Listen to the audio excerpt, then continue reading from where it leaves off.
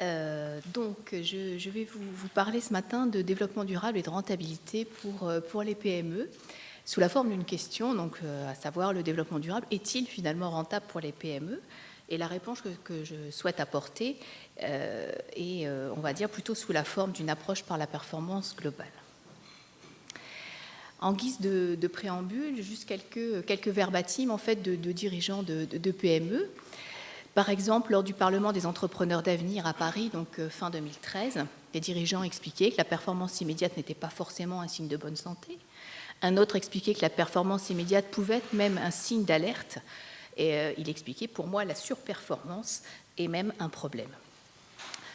Plus récemment, donc lors d'un atelier organisé par l'AFNOR et le MEDEF à Lyon, donc en octobre, un dirigeant expliquait faire l'exercice du développement durable ouvre l'entreprise sur son écosystème, ses parties prenantes, et dans un deuxième temps, il peut se transformer en un gage pour la rentabilité, même si pour certaines entreprises, le retour sur investissement peut aussi arriver très vite.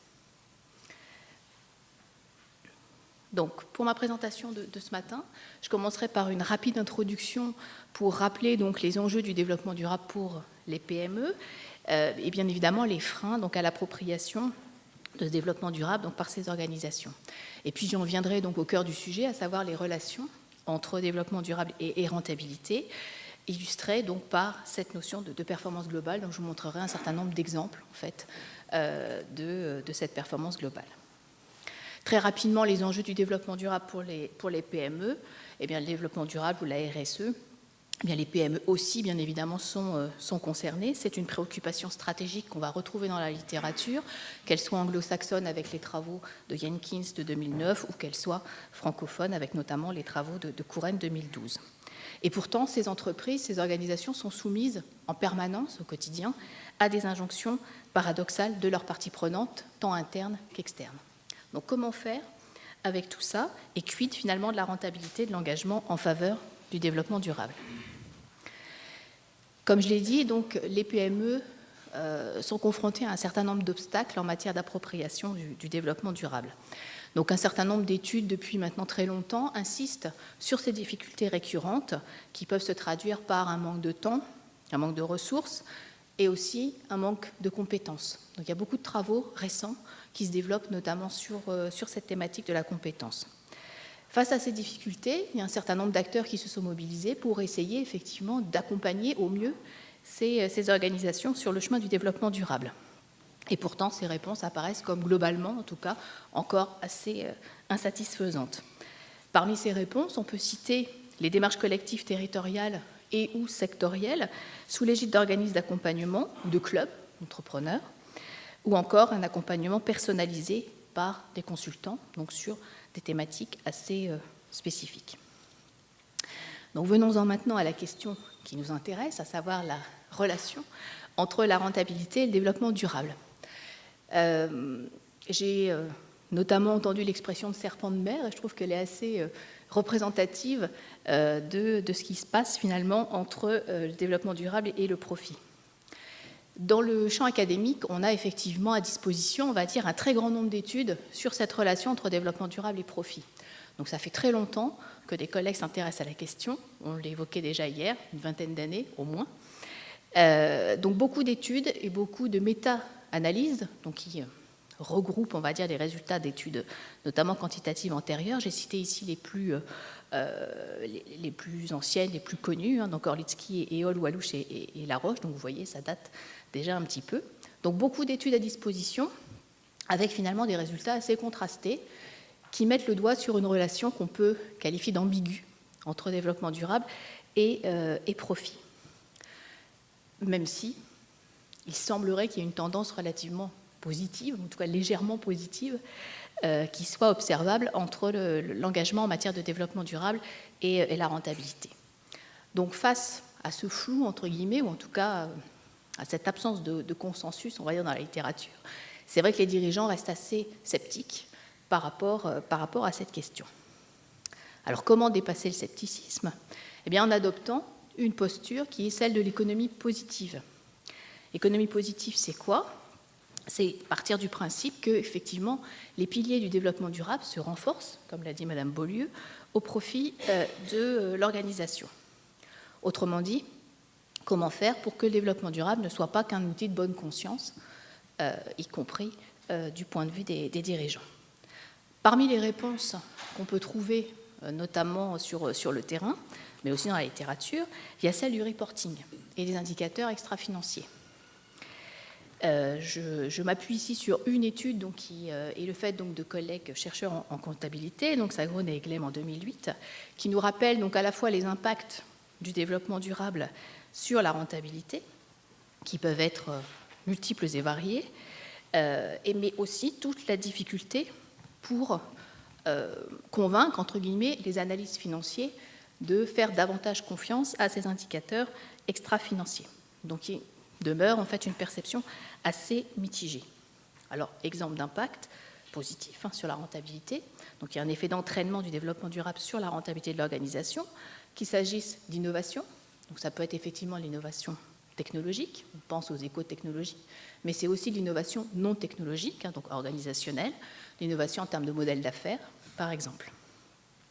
La baisse des coûts, un changement de perspective temporelle, donc on n'est pas effectivement à réfléchir au trimestre ou à l'année, mais on réfléchit aux 5, 10, 15, 20 ans à venir.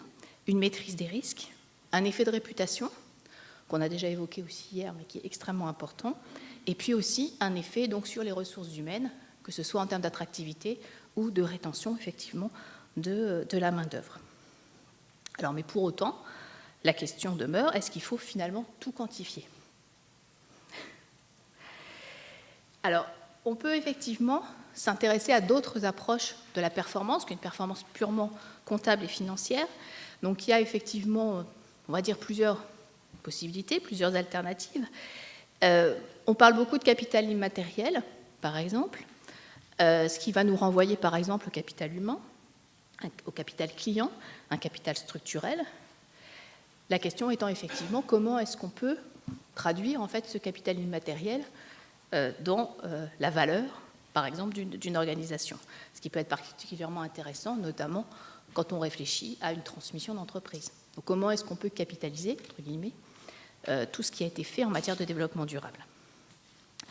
Une autre approche, une autre théorie qui est beaucoup mobilisée, donc c'est la théorie de la création de valeur partagée, qui a été donc entre guillemets popularisée par Porter et Kramer dans un article paru dans la Harvard Business Review en 2011. L'idée étant qu'effectivement, l'organisation ne travaille pas que pour elle, mais elle travaille avant tout pour ses parties prenantes, donc à la fois internes et externes. Donc c'est, pour certains en tout cas, une vision très élargie de ce que peut être la responsabilité sociétale, donc par extension de développement durable. Dernière approche de cette performance, entre guillemets, c'est celle de la performance globale, donc c'est celle que je vais développer avec vous ce matin, qui est souvent présentée comme étant au service donc, de la compétitivité. Donc là, on est vraiment dans le business case, entre guillemets, du développement durable, et aussi présentée par d'autres, comme Capron et Querelle, comme une utopie mobilisatrice. Alors la performance globale, c'est, on va dire, une approche qui a été beaucoup diffusée par le CJD, qui est le Centre des jeunes dirigeants, qui est une association en fait d'entrepreneurs en France, qui a une visée humaniste, qui a été créée dans les années 30, donc voilà, c'est pas récent. Mais l'objectif, c'est effectivement de mettre l'humain au cœur en fait du fonctionnement des organisations et de leur stratégie. Une performance globale, c'est quoi ? Eh bien, c'est une performance qui associe réussite économique, respect de l'environnement et participation au bien-être social. Donc une performance qui est totalement en phase avec le développement durable, qui est envisagée ni comme un phénomène de mode, ni comme un simple supplément d'âme pour les entreprises. Au contraire, le développement durable, c'est, dans cette posture en tout cas, la ligne de fond d'une profonde évolution de l'économie de marché et de sa régulation, du rôle des organisations et des modes de production et de distribution des biens et services. Donc au-delà de cette approche, on va dire, très générale, si on regarde dans la littérature, on a deux collègues, donc José Saint-Pierre et Luis Cadieux, qui ont développé, ou appliqué en tout cas, cette idée de performance globale au milieu spécifique des PME. Donc ces collègues ont effectivement distingué, de manière, on va dire, assez classique, une performance économique, une performance qu'elle qualifie de durable, donc qui regroupe le social, l'environnemental et le sociétal. Et donc à ces deux performances très classiques, elles ont ajouté une performance plus spécifique, qui est la performance personnelle du dirigeant. Donc là, c'est vraiment le petit plus qui s'intéresse aux spécificités des PME. Donc pour chacune de ces performances, on retrouve quelques indicateurs, entre guillemets, que je ne vais pas développer ici, qu'on reverra dans les exemples. Donc ce que je vous propose, c'est de vous montrer en fait comment cette performance globale appliquée aux PME peut se traduire. Donc comment est-ce qu'on va, entre guillemets, quantifier les retombées du développement durable. En tout cas, comment est-ce qu'on peut essayer de faire un lien avec le profit.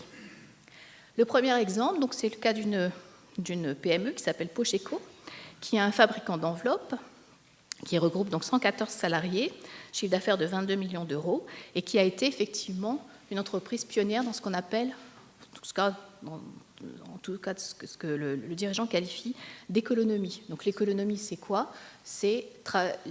Le principe est relativement simple. Il veut dire que travailler de manière écologique est plus économique que de ne pas le faire. Voilà. Donc c'est un petit peu l'idée. Donc comment effectivement concilier innovation responsable et performance globale dans ce cas? On retrouve ici les différents éléments proposés donc par Saint-Pierre et Cadieux. Par exemple, la performance économique, donc ce qui nous intéresse ce matin. On s'aperçoit qu'effectivement, on a un résultat qui est très en hausse sur un marché en régression. Le dirigeant a l'habitude de dire « moi, sans le développement durable, mon entreprise aurait disparu ». C'est relativement simple comme constat. Donc le marché est effectivement en régression. Fabriquer des enveloppes, on ne peut pas dire que ce soit vraiment une industrie d'avenir, avec la numérisation des échanges notamment. Les indicateurs financiers, eux aussi, sont au beau fixe. Donc c'est une entreprise qui est très bien notée par la Banque de France, et donc ça, c'est un levier intéressant pour effectivement capter des financements derrière. On évoquait cette question hier, mais c'est un des points extrêmement importants. Si on regarde la performance personnelle du dirigeant, donc ça, c'est ce qui est vraiment spécifique au PME, on a sa qualité de vie à lui. C'est vrai qu'on a l'habitude de parler de la qualité de vie au travail, on regarde un peu moins la qualité de vie du dirigeant, mais bon, c'est quand même extrêmement important.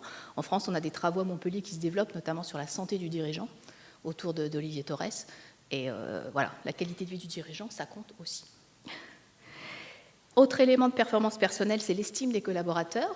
Hier, lors du panel, un conférencier parlait beaucoup de la fierté. C'était un mot qui revenait de manière systématique. Là aussi, donc il y a l'estime effectivement des collaborateurs pour leurs dirigeants.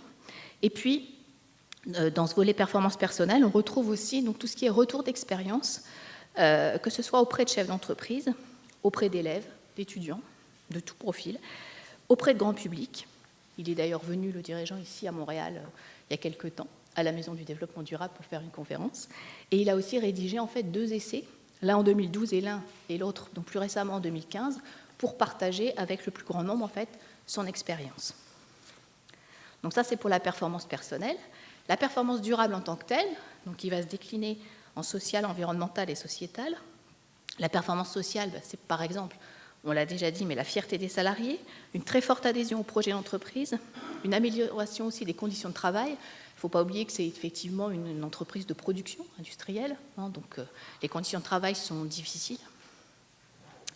Et cette entreprise se veut aussi être une entreprise, entre guillemets, libérée. Donc là aussi, c'est un concept qu'on mobilise beaucoup, en tout cas en ce moment en France, autour des travaux d'Isaac Getz, par exemple. Entreprise libérée signifiant qu'effectivement, on essaie de faire abstraction le plus possible de la hiérarchie. Donc on travaille en groupe autonome dans l'entreprise.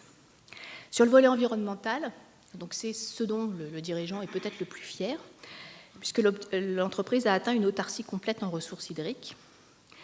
Il travaille à la préservation de la biodiversité locale, donc on a effectivement une toiture végétalisée par exemple. Ils ont limité au maximum les impacts de l'activité sur l'environnement naturel, en travaillant notamment sur l'éco-conception mais de leurs produits, et en travaillant aussi sur l'innovation process. Enfin, dernier élément, la performance sociétale, avec une diffusion de bonnes pratiques expérimentées dans la PME, avec aussi une diversification des activités vers le conseil dédié en développement durable. Donc, ça entend qu'effectivement, il risque d'y avoir un virage stratégique dans les prochains mois ou les prochaines années pour l'entreprise, du fait, effectivement, comme on l'a dit, de la numérisation croissante des échanges et de la réduction enfin, la diminution en tout cas du marché classique des enveloppes papier. Donc voilà un premier cas d'illustration. Deuxième cas, donc une entreprise plus petite, Ecodas, qui est effectivement une éco-entreprise. Donc là, on est vraiment sur l'écotechnologie. Donc cette entreprise conçoit et fabrique des machines spécialisées dans l'élimination des déchets hospitaliers, avec 22 salariés. Elle réalise 80% de son chiffre d'affaires à l'exportation.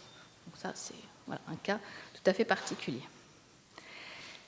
Alors, qu'est-ce qu'ils ont fait ? Eh bien, ils ont développé un procédé innovant respectueux de l'environnement et économique pour les clients. Donc, concrètement, les déchets hospitaliers, plutôt que d'être stockés et transportés puis incinérés, sont réduits en fait d'à peu près 80% en volume. Donc ça, c'est une vraie innovation technique. Les coûts sont minimes, moins de 10 centimes d'euros par kilo contre 1 euro par kilo avec le système de l'incinération classique. Une entreprise qui fait preuve d'un engagement exemplaire aussi sur le volet social, notamment en faveur de la diversité.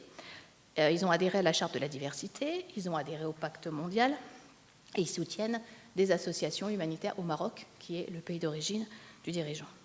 Donc on a ici un éco-entrepreneur qu'on peut qualifier de champion visionnaire, qui est beaucoup dans le réseautage, qui est extrêmement actif dans le réseautage, donc une entreprise qui se porte extrêmement bien, malgré effectivement sa taille réduite et un marché qui est un marché de niche, mais un marché mondial. Troisième exemple, c'est Cleaning Bio. Donc, c'est une société de services de nettoyage industriel qui compte 200 salariés. Donc là, on est sur une autre échelle, qui a participé donc, à l'évaluation AFAC 26000. Donc, comme vous le savez, la norme ISO 26000 n'est pas certifiable, mais l'AFNOR propose une évaluation. Donc, on peut essayer de voir à quel niveau on se situe par rapport à cette norme. Donc, l'entreprise fait partie des entreprises pilotes. Et ils sont également titulaires donc, du label Lucie, qui est un label de RSE. Donc voilà, ils essayent en tout cas de mesurer, là pour le coup, leur engagement en matière de développement durable. Donc ils le font mesurer par des tiers. Donc un choix assumé d'une évaluation par un tiers, comme je le disais, par le dirigeant, donc qui se veut un dirigeant militant, qui a été lui-même très engagé dans le CJD. Pour lui, le label Lucie, c'était une première étape. Et donc, plus récemment, il s'est effectivement engagé, comme je l'ai dit, dans la FAC 26000. Pourquoi ? Essentiellement pour revisiter le fonctionnement de l'entreprise, pour renforcer encore un peu plus le sentiment d'appartenance des salariés et pour, encore et toujours, montrer aux parties prenantes externes la réalité de l'engagement en faveur du développement durable. Très concrètement, c'est quoi ? C'est 15% de salariés handicapés, c'est une formation au langage des signes pour les salariés volontaires, c'est l'aménagement des postes de travail, c'est 20% de collaborateurs seniors, de plus de 50 ans, c'est 20% de salariés d'origine étrangère. Si on reprend notre catégorie, entre guillemets, de performance économique, là encore des résultats financiers qui sont au rendez-vous, une confiance, une fidélité des clients à la fois privés et publics, une performance personnelle du dirigeant qui effectivement se réalise par ce partage effectivement d'expérience, et une performance durable qui passe notamment par la motivation des salariés, un très faible absentéisme, un turnover quasiment égal à zéro, une politique aussi d'insertion, comme chez Insertec, donc ils sont effectivement dans cette même idée de réinsertion professionnelle réussie auprès de publics en très grande difficulté, précarité, notamment des anciens détenus, etc. Et en quelques mots, le tout dernier exemple, Automatique et Industrie, donc un service qui propose des services de prestation en efficacité énergétique pour l'industrie, 72 salariés, donc là on est dans la région Rhône-Alpes, donc une PME qui a participé à une démarche collective AFAC 26000, donc de 2013 à 2015. Alors, un extrait simplement rapide de l'engagement de la direction de la PME. Donc, Automatique et Industrie conçoit des systèmes dédiés à l'efficacité énergétique des industries, s'implique dans le tissu socio-économique de son territoire, par sa présence dans le tissu associatif, les pôles de compétitivité, les partenariats avec les écoles, l'accompagnement des créateurs d'entreprises. Une démarche RSE ne peut être efficace que si l'ensemble des équipes se l'approprie et la fait vivre avec passion et fierté dans un esprit de responsabilité collective et individuelle, de développement durable et d'amélioration continue de la performance. Alors pourquoi est-ce que ce cas est intéressant ? Parce qu'au départ, le dirigeant s'est engagé un peu par hasard, c'est ce qu'il explique.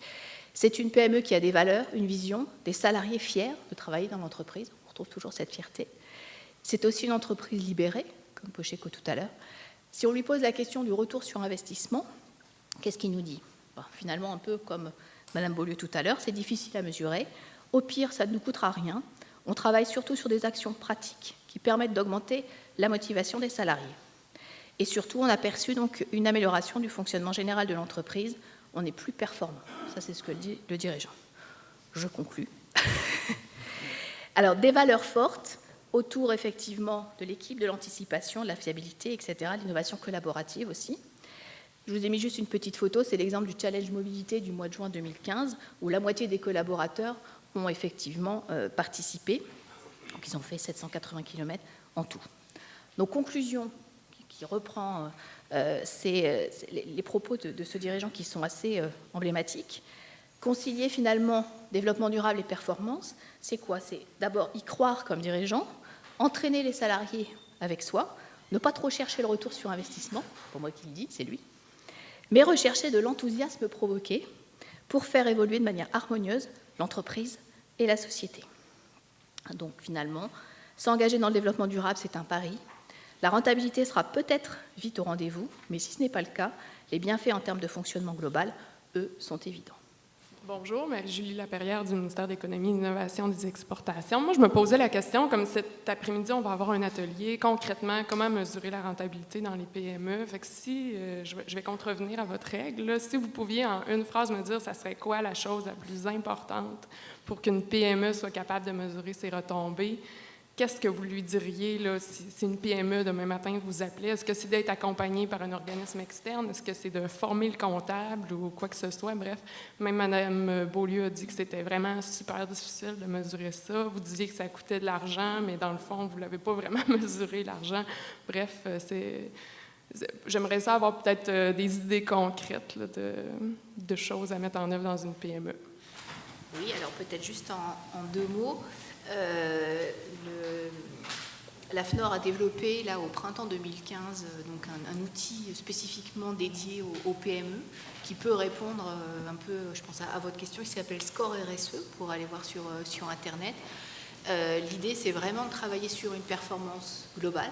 Hein, donc on n'est pas uniquement sur des indicateurs financiers et comptables. Concrètement, ce sont 30 questions qui sont basées sur l'ISO 26000. 30 questions, ça va relativement vite. Hein, donc on peut faire le test, entre guillemets, en ligne. Par contre, ça a un coût. Ça, c'est le bémol. C'est pas gratuit. Donc, mais c'est un outil d'évaluation en ligne qui est adapté. Donc, on a un retour en moins de 3 semaines, en tout cas, qui est garanti par l'AFNOR. Et le coût, c'est à peu près 1 000 €. Donc, c'est pas négligeable. Pour une PME, mais ce qui est intéressant, c'est que ça permet d'obtenir une note qui est validée par AFNOR Certification, donc c'est aussi un levier de communication, c'est un outil de reconnaissance en fait qu'on peut utiliser en tant que PME, et puis quand on s'inscrit entre guillemets dans cette démarche, on a ainsi tout un kit de communication prêt à l'emploi qui est fourni, donc je ne fais pas la publicité de l'AFNOR, mais c'est juste pour vous dire qu'il y a effectivement des tentatives, en tout cas d'outils dédiés pour les PME, d'outils simples qui existent. Donc celui-ci est effectivement, on va dire, sur le marché depuis peu. Il y a d'autres outils qui ne sont pas payants, mais qui sont réservés aux adhérents d'un certain nombre d'associations ou de clubs en fait, d'entreprises. Je parlais tout à l'heure du CJD. Il y a effectivement tout un travail autour de la performance globale qui existe, mais là qui est réservé aux seuls adhérents. Il y a d'autres manières d'évaluer toujours cette performance globale. Il y a le bilan sociétal dans le champ de l'économie sociale et solidaire, par exemple.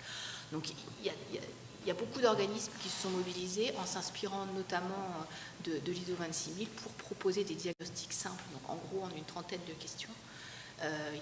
Vous avez aussi FAS, par exemple, la Fondation Agir contre l'exclusion, qui a développé son propre diagnostic, mais là encore réservé à ses adhérents.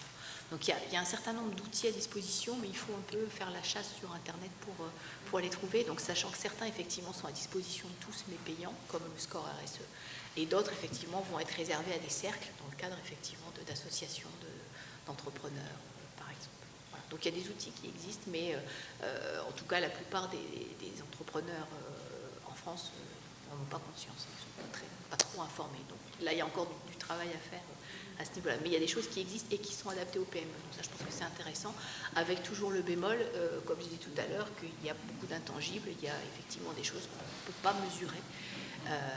On parlait de qualité de vie, bon, il y a des éléments qu'on peut mesurer, d'autres pas, de bonheur au travail, enfin bon, après on peut aller très très loin. Mais voilà, on peut avoir au moins un score et voilà, et avoir des pistes d'amélioration. Ça existe.